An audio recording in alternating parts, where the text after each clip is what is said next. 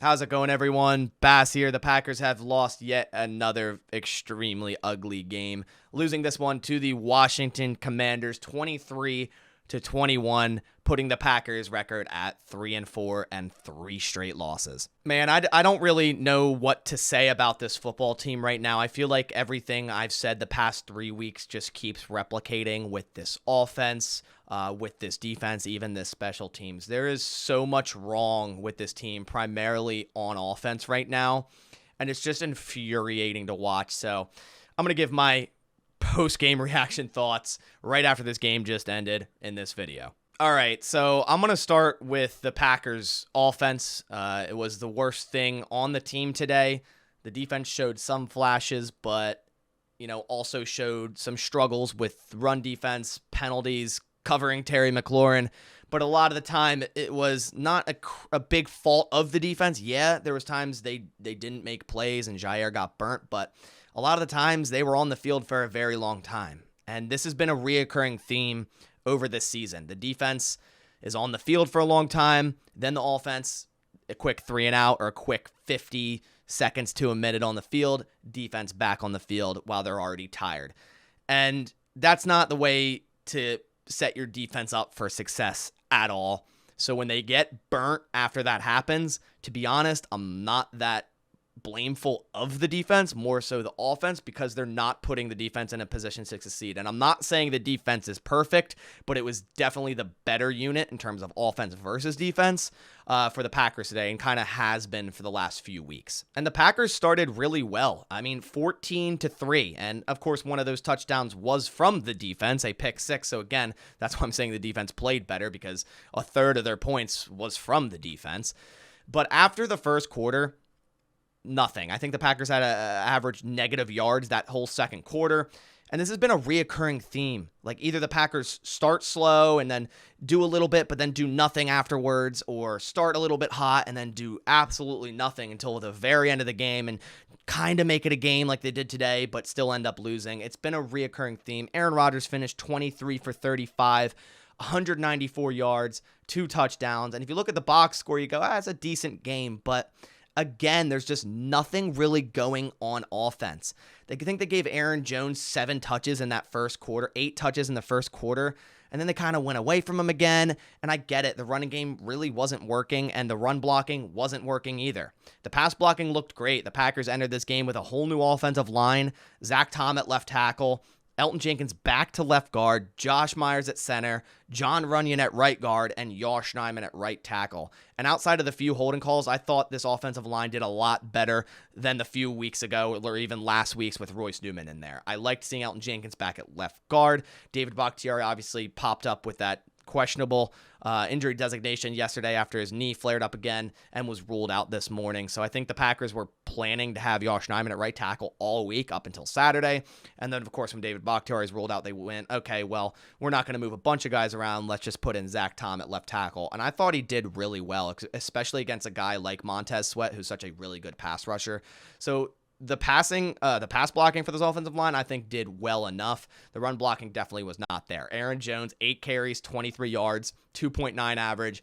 A.J. Dillon, 4 carries, 15 yards, 3.8 average. The Packers ran for a total of 38 yards. They did not run the ball well, and that's even being up, 14-3 in the first quarter. You would expect the Packers to run more, but when they did, there's a few running plays where Aaron Jones got stuffed in the backfield, and then there's a holding call, and then all of a sudden you're in, 3rd and 25. So you wouldn't expect to run there at that point.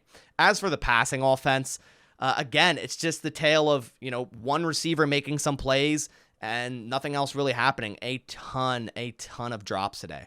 Al Lazard had 6 receptions for 55 yards. Aaron Jones was the best receiver. 9 receptions, 53 yards, and 2 touchdowns. And that has been a theme for the past few years. Aaron Jones pretty much being a receiver himself. Sammy Watkins, 2 receptions, 36 yards. Obviously that deep catch right the second to last play before the game. But other than that, didn't do anything. He had a deep ball throw no more. It looked like he basically gave up on it. Robert Tonyan, 3 catches, 33 yards. Amari Rodgers, 2 catches, 13 yards. And had this deep ball thrown to him late in the game where it was a little bit overthrown, but he got both of his hands on it and ended up dropping it. And that circles back to my issue with today. So many drops. Romeo Doubs with a couple drops, Allen Lazard with a drop, Sammy Watkins with one, Amari Rodgers with one, A.J. Dillon with a couple. So many drops today. And just self-inflicting wounds with this Packers offense. And the Packers offense needs to do something. I've said this the past couple of weeks. They need to make a move at wide receiver. And in the past years, I was always on the opposite side, okay? Every time there was a rumor of Packers trading for, someone like Odell Beckham or anyone of that sort, I was always like, hey, they don't need to do that. I trust the guys in the building. I trust what they have there. I don't have that trust anymore with these wide receivers. I know adding a wide receiver in free agency or trade isn't going to fix everything, but it would be a damn good start because as of right now, there's absolutely nothing working intermediate to deep. Absolutely nothing. And that's both on the wide receivers and Aaron Rodgers. The wide receivers are seemingly not getting much separation downfield.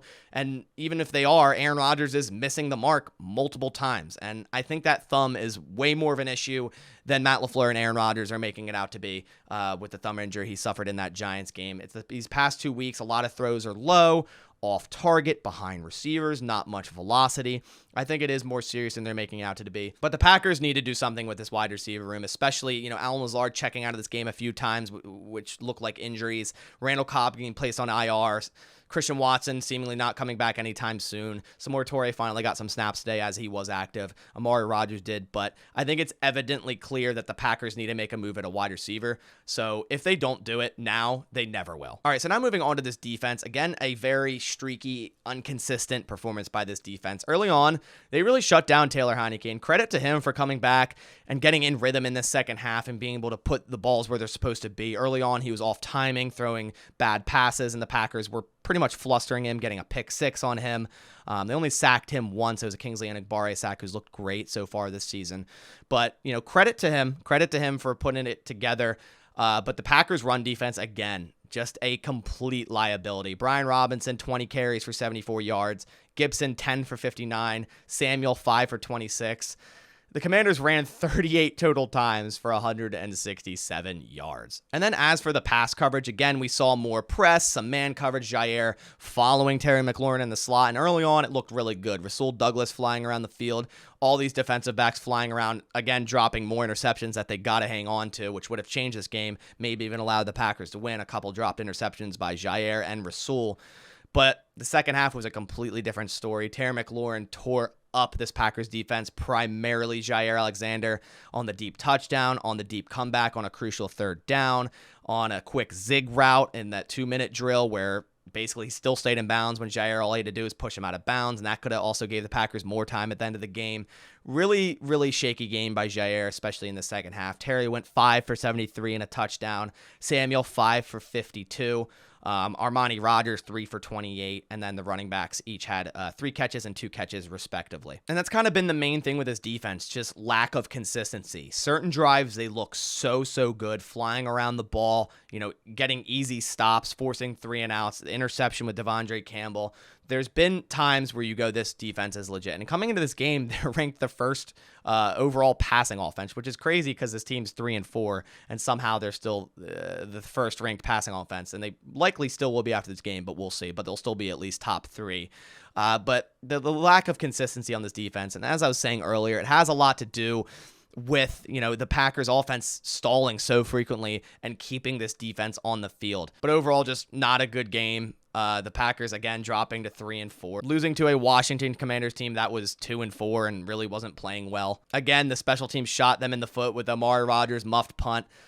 I don't know how many times I have to say it, but Amari Rodgers is not a returner, and that really killed the momentum for the Packers, and they need to go sign a returner or figure this out because it is not working. But yeah, those are my initial thoughts on this game. They head to Buffalo next weekend, Sunday Night Football against an extremely talented Buffalo team.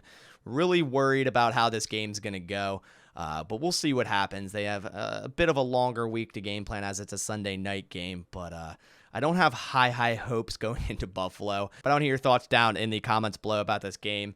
Give me your initial thoughts. I'm sure there'll be some interesting ones down in the comments, but I appreciate everyone watching. If you are new here, go down, click subscribe, leave a like on the video if you did enjoy it, but I'll catch you on the next one. Thanks for watching, and as always, go Pack Go.